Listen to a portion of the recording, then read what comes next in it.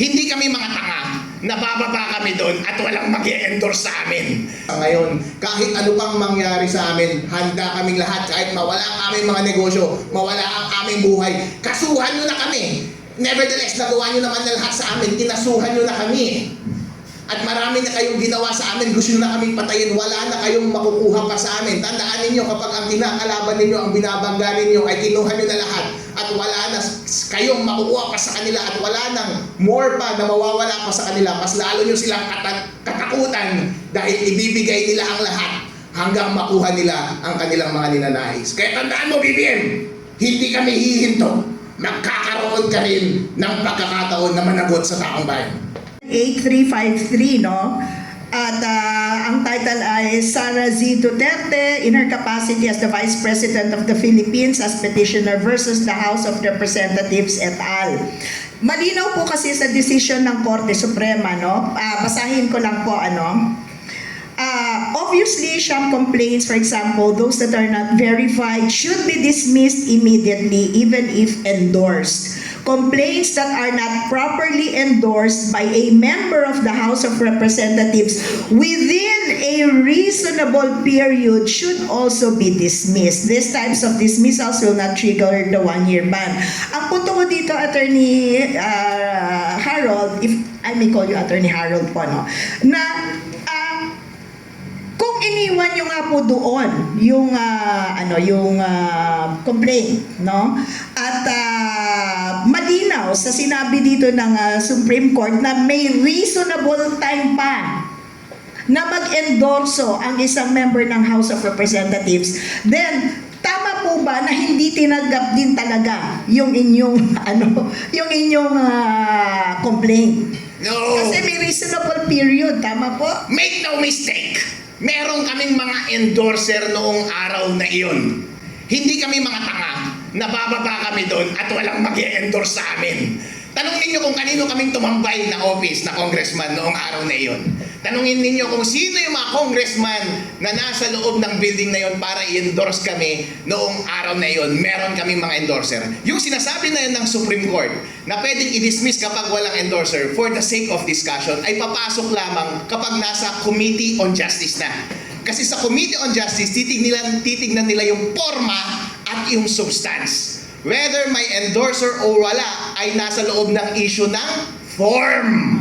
At kapag hindi siya sufficient in form, saka lang siya i-dismiss. Hindi yan papasok during the time na i-receive siya ng Secretary of House of Representatives. At that time, ministerial pa lang yung duty. Wala siyang prerogative, wala siyang leeway. Yung discretion na yan ay ibinibigay sa committee na kapag nagkaroon na ng sufficient opportunity na i-present yung form ng complaint at mapag-usapan na din yung substance. In other words, pinangunahan ng Secretary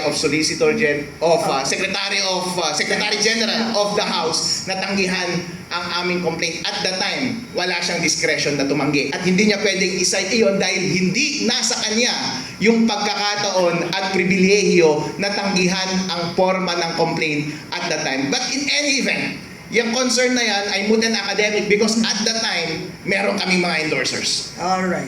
And ano po ngayon ang So, wala na yung konsepto about refiling and all of this.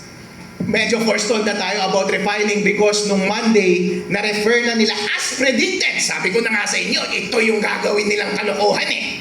Kaya hindi nila tananggap nung Thursday ang aming impeachment complaint dahil dadali-daliin nila sa Monday na i-refer na nila yung impeachment complaint na nauna doon sa Committee on Justice. And it turned out, nung Monday nga, refer na nila sa Committee on Justice. Sabi ng Supreme Court, yung one-year ban laban sa mga succeeding na impeachment complaint ay mag-uumpisa kapag na-file na yung impeachment complaint at nag-act yung House doon sa impeachment complaint na yun. At yung act na iyon ay yung referral nila sa Committee on Justice at ginawa na nila yun on Monday. Kaya yung impeachment complaint namin ay hindi na matutuloy until 2027. Okay. Alam mo, ako kasi, dito kasi sa PDP Laban, one of our basic principles is theism, which is belief in God. And to me, I know that may mas malalim pang dahilan ng Panginoon kung bakit po nangyari ito. So, sa puntong ito, masasabi niyo po ba na Natalo na tayo sa nangyari? Hindi tayo natatalo, hindi tayo tumatanggap ng pagkatalo. Ang talo lamang ay yung namamatay. Pero hanggat buhay pa kami, tuloy ang laban. Dahil ang bawat Pilipino ay handang mamatay para lamang mapatigil ang korupsyon sa ating bansa at para lamang matanggal si BBM. Mabigat na mga salita galing ay may nagkaroon ng pagkakataon na PDP laban sa People's Congress sa Quezon City noong nakaraang taon. At tinanong kung meron pa bang pag-asa ang ating bayan. Nasabi ko po noon na hanggat merong isang syudad na katulad ng Davao City na walang utang dahil alam nating walang korupsyon, may pag-asa. Subalit ngayong umaga, sinasabi ko po, may dagdag na dahilan kung bakit may pag-asa ang Pilipinas. Kung katulad nila Attorney Harold Respicio, Congressman Leandro Revistre, Congressman Kiko Barsaga ang nagsasalita para sa susunod na henerasyon, may pag-asa po ang Pilipinas.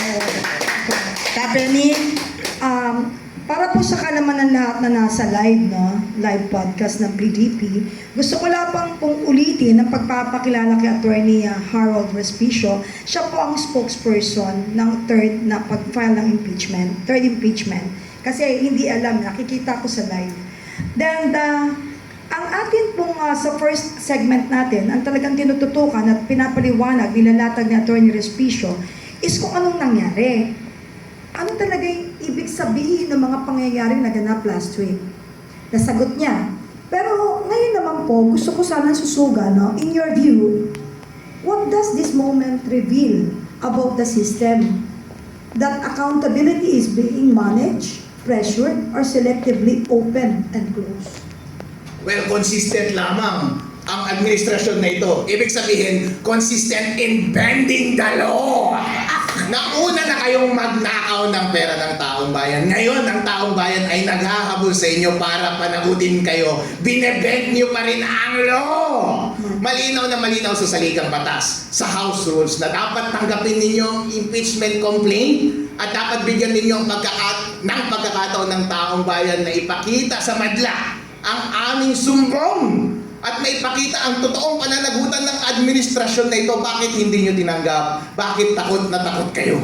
Yes. At susugan ko, kasi para malinaw sa lahat ng nanonood ngayon sa live. Siyempre, marami tayong pinoprotektahan. Nakalimutan natin protektahan ang sarili dahil ganun kamahal ni Atty. Harold ang bayan. Sabi niya nga kanina, nung ini-interview ko siya earlier, ano bang pwede kong tawagin sa iyo, sino kang kaparehas mo na hero? Sabi niya, gusto daw niya, sabi mo? Sabi ko, hindi na daw tatanda siya na hero kasi yung hero na namamatay, at least, he is willing to die for our country, just like our PRRD. Di ba? But he is very young para sa ganong And in fact, yung kulit-huli, dahil kinukulit ko siya, sabi niya, gusto daw niya si Lapu-Lapu, katulad niyan. But, sa pagpapatuloy, attorney, cool ka lang, without naming names, kasi marami kang kaibigan din natin, Attorney Iver. When you say endorser, kanina po kasi earlier, may binanggit ko kayong endorsement When you say endorser, were discouraged and warned of consequences, what does that imply about the system we're facing? A system where accountability comes with a cost? Halata naman, itong administrasyon na ito ay nananakot at kinakasuhan lahat ng mga kalaban. Isipin po ninyo, bawat miyembro ng Magnificent Seven na nagsampa ng all-star impeachment complaint, marami dyan may kaso na. Pati yung mga endorser namin, may mga kaso na. Kaya kailangan namin silang protektahan. Kaya even on that day na magsasampa kami ng impeachment complaint, nung nalaman namin na tinanggihan nila yung Makabayan impeachment complaint, on that day, hindi muna namin sila sinama sa baba dahil baka hindi tanggapin ang ating impeachment complaint at mapasubo kayo, hindi pa nag-uumpisa yung boxing, wala pa kayo sa ring, ay bubugbugin pa kayo ng mas lalo.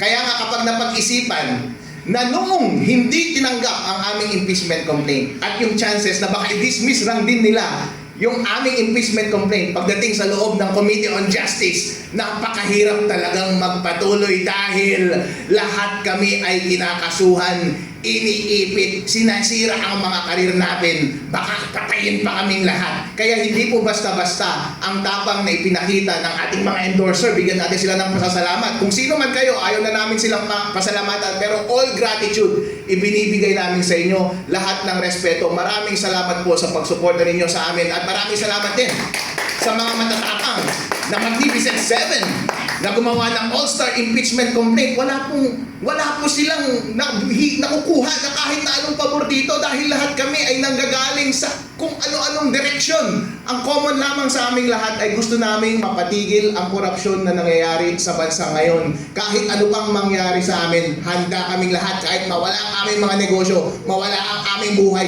Kasuhan nyo na kami. Nevertheless, nagawa nyo naman na lahat sa amin, kinasuhan nyo na kami.